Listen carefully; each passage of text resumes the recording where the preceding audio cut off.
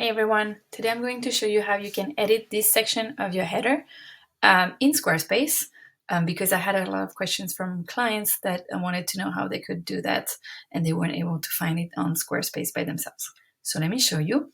I'm going to show you how to do this on my new template, which is available on my shop. So feel free to visit my website to learn more about this.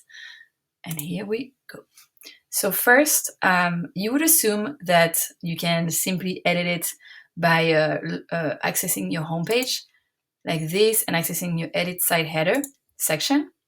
But unfortunately, that's not how it is in SquareSpace. If I, oops, not sure what it's working. Okay, if I click here, you can basically only update the layout of your header. You can update the element, the style, the position, but you can't edit the names that go with all of your pages. So let's leave this section and instead we're going to access each pages individually, and that's where you update all of these page names. You don't really have to access the page itself. You can simply click on the little toggle here, and then in general you have a section called navigation title, and here that's where you change. So if I put about me, change, and I save it, there you go, it changes to about me.